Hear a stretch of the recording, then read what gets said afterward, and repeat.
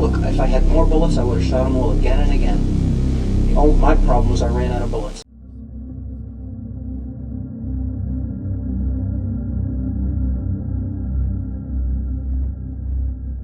On a cold December day, one man's fear turned deadly.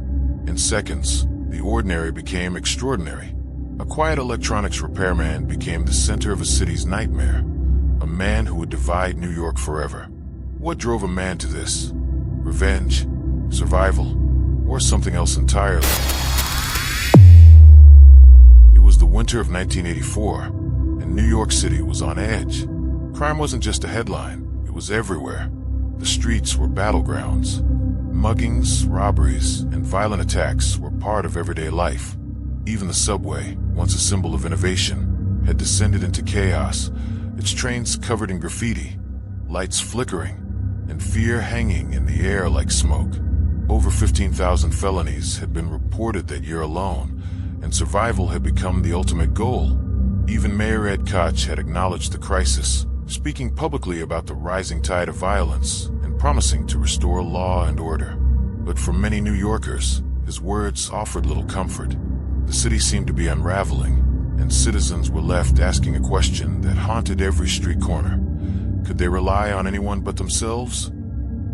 It was December 22nd, just days before Christmas, when Bernard Goetz, a 37-year-old electronics repairman, boarded a train that would change his life and the city's history forever.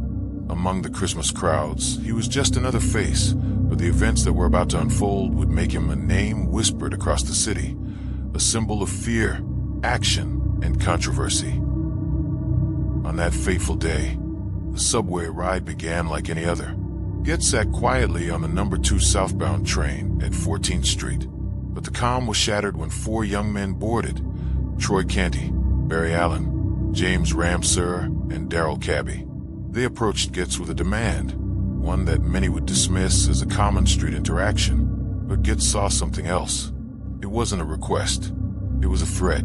Goetz had already been a victim. A few years earlier, in 1981, he had been mugged in a subway station by 3 young men. The beating left him with a permanent limp, and when he filed a report, he was met with apathy. The justice system had failed him. His attackers received light sentences, and Goetz had been left feeling powerless. This time, however, Goetz wouldn't wait to be victimized again. Frustrated and determined, Goetz decided to take matters into his own hands. In 1983, he secretly purchased a .38 caliber revolver in Florida, an illegal purchase, but a desperate decision for a man who felt abandoned by the system. He carried the gun in secret, tucked under his coat, ready for whatever might come. It wasn't for protection against a robbery. It was to prepare for what he believed was inevitable, another attack. In Goetz's mind, New York had become a jungle, and he was done being the prey. With a calm precision, Goetz reached under his coat and pulled out his .38 caliber revolver. In a split second, Bernard Goetz went from frightened commuter to a man in control. He opened fire. For shots rang out. The chaos was immediate. Panic spread through the train, passengers ducking for cover. 3 young men, Troy Canty, Barry Allen, and James Ramseur, were injured, but it wasn't over. As Goetz stepped over the now crippled Darrell Cabby, he paused. With chilling calmness, he uttered words that would haunt the city. "You don't look too bad. Here's another." He fired a 5th shot into Cabby's spine, permanently paralyzing him. As the smoke cleared, the train emptied. Passengers scrambled to the opposite end. And yet, when they realized Goetz wasn't a madman, but a man with a gun and a target, they said nothing. No one stopped him. No one called the police. The subway vigilante had disappeared into the shadows of the city, leaving behind a trail of fear, confusion, and a city divided. Some saw him as a hero. I think he did right. A man fighting back in a system that had failed him. Others saw him as a cold-blooded murderer. I think what he did was completely wrong. The police quickly launched a manhunt, releasing a sketch of the suspect, describing a 25 to 30-year-old white man, about 5 feet 10 inches and 160 to 170 pounds. Goetz's identity was still unknown, but the media frenzy had already begun. For 9 long days, Goetz was a ghost, hiding in New England. But the pressure of being the most wanted man in New York City would eventually prove too much. On January 1st, 1985, Bernard Goetz turned himself in. He walked into a police station in Concord, New Hampshire. The press surrounded him. He was calm, he was collected, and he had something chilling to say. This is the truth. You don't understand. I'm not hiding behind anything. I don't have any attorney here. I'm not going to hide behind that technicality. You're saying, oh, you shouldn't say this, and oh, you shouldn't say that. If the truth isn't enough, listen,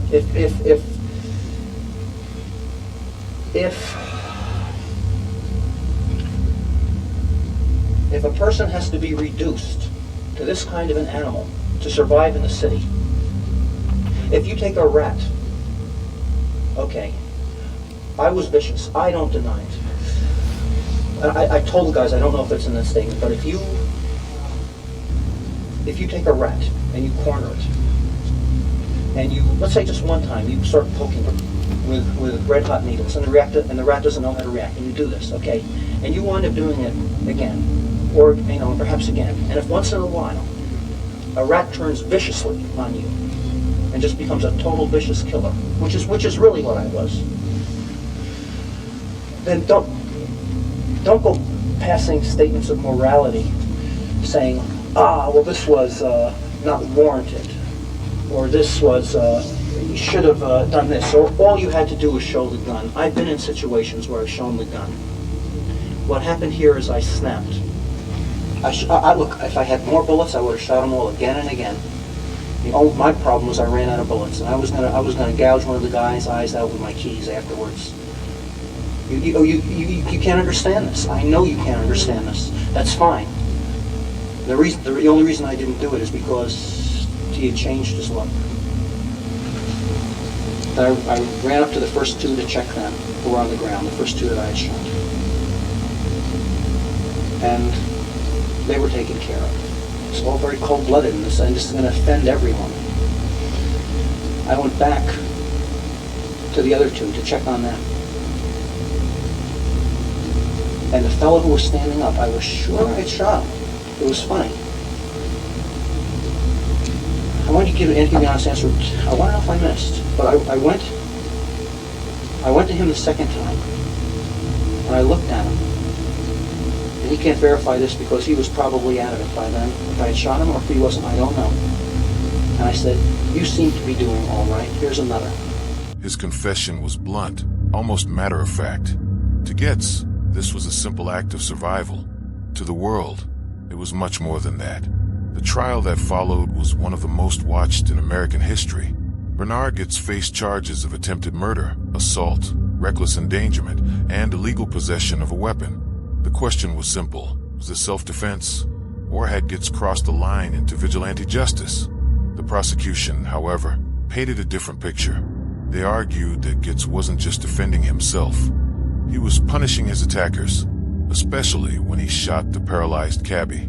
The 5 shots, they claimed, weren't out of fear. They were out of revenge.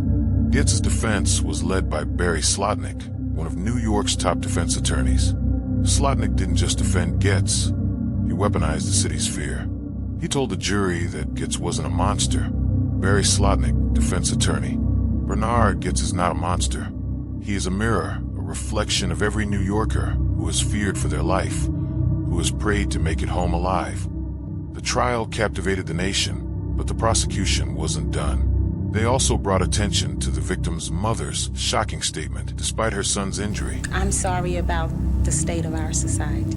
The trial also brought unexpected twists.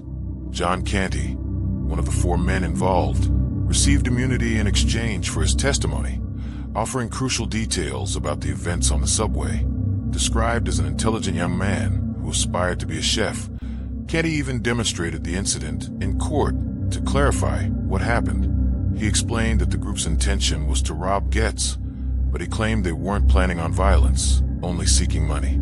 Troy Canty, the most aggressive of the group, was the one who approached Goetz and asked for $5, with the others, including Cabby, following along. Canty also stated that the 3 other men were armed with screwdrivers, which they claimed were meant for breaking into video game machines, but he did not have a weapon himself.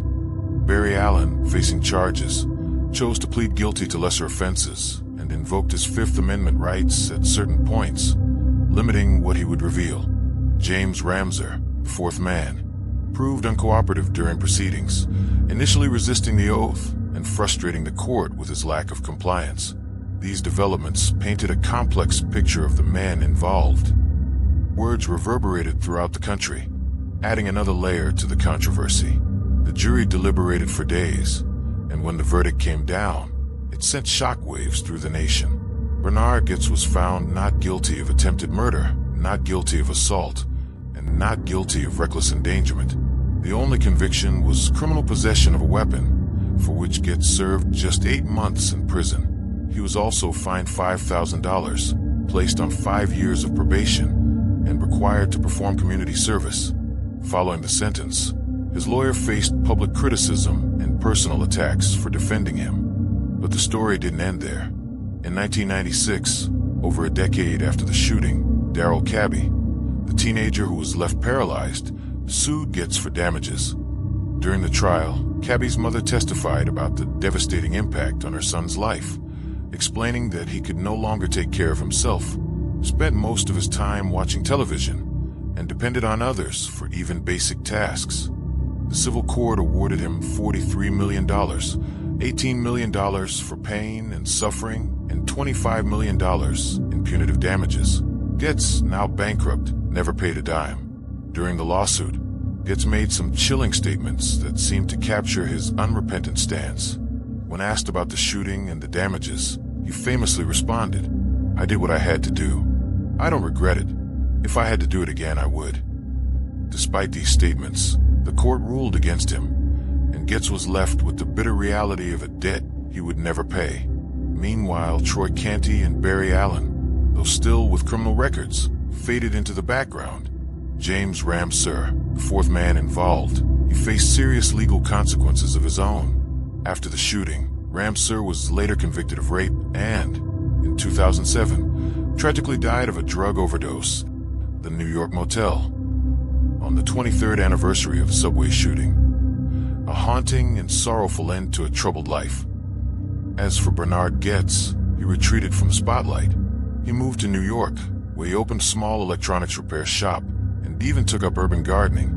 He later ran for mayor, but lost, gaining little traction in the race. In 2013, he was arrested again for selling marijuana, but was later released when the charges were dropped. The target became the killer, but in the world of crime and justice, who is really the victim? For many, the questions surrounding Goetz's actions still linger. Was he a symbol of self-defense in a broken system, or a dangerous vigilante who took matters too far? The wounds Goetz left behind in New York City still haven't fully healed. His story continues to resonate with a city that remains divided. The debate is far from over, and perhaps it never will be. So, was Bernard Goetz a hero or a villain? What do you think? Let us know in the comments. Please don't forget to like, share, and subscribe for more true crime stories.